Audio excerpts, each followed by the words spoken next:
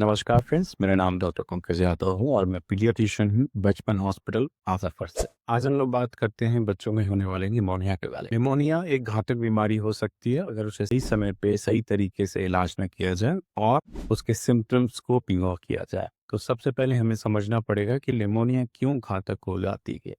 जब भी किसी बच्चे को निमोनिया होता है तो उसके फेफड़े में इन्फ्लेमेशन की वजह से जो फेफड़े की यूनिट होती है एल्वेलाई, उस एल्वेलाई में फ्लूइड एक्यूमुलेट होने लगता है, जिसकी वजह से बच्चे को सांस लेने में तकलीफ होने लगती है और ऑक्सीजन का लेवल भी उसका कम होने लगता है।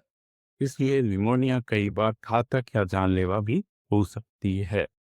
तो हमें जानना पड़ेगा कि क्या कारण होते हैं जिसकी वजह से किसी बच्चे को निमोनिया होती हो।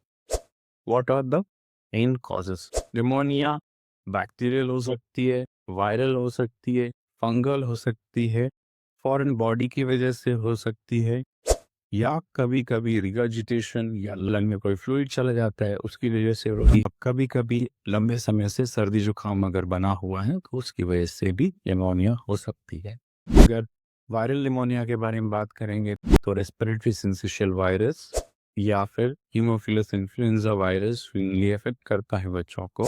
और अगर बैक्टीरिया के बारे में बात करेंगे तो स्ट्रेप्टोकोकस निमोनी, स्टाफिलोकोकस या फिर अलग अलग ग्राम पॉजिटिव या ग्राम नेगेटिव बैक्टीरिया सब करते हैं। फंगल इन्फेक्शन भी कभी कभी निमोनिया कॉज कर सकता है। फॉरेन बॉडी में कभी कभी कुछ बाहरी वस्तुएं अगर फेफड़े के अंदर चली जाती हैं तो वो भी निमोनिया कॉज कर सकती हैं।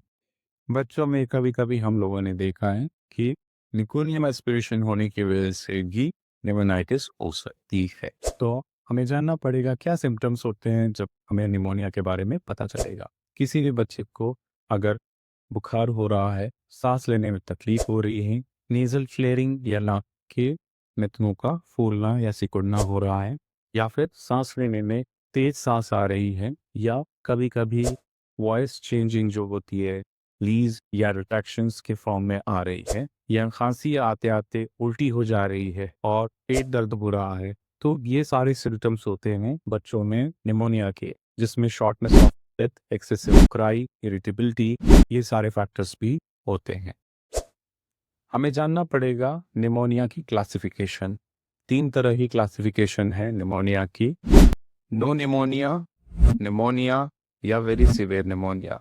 नो निमोनिया में बच्चे को हल्का फुल्का सर्दी जुकाम बुखार होता है जो कि आराम से घर पे ठीक हो सकता है और ओरल मेडिसिन से इसका इलाज बहुत आराम से हो जाता है।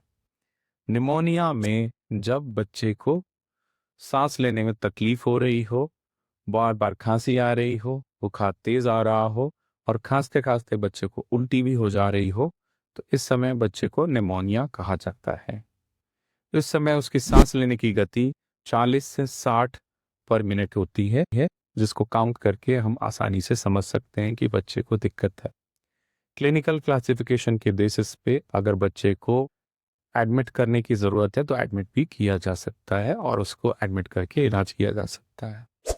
वेरी सीवियर निमोनिया में बच्चे की सांस 60 से ज़्यादा पर मिनट चल रही होती है, वो कुछ भी मुंह से खा पी नहीं पाता है, बुखार के साथ उल्टियाँ हो रही होती हैं, बच्चा लेथार्जिक होता है और ये एक इमरजेंसी सिचुएशन होती है जिसमें उसको अर्जेंटली हॉस्पिटल केयर की ज़रूरत होती है और उसे अर्जेंटली एडमिट करके उसको ऑक्सीजन का लेवल भी मेजर करना चाहिए और उसे ऑक्सीजन भी देना पड़ सकता है। इवन कुछ मशीन्स का भी सपोर्ट देना पड़ सकता है जैसे कि सीपैप या पाइप है।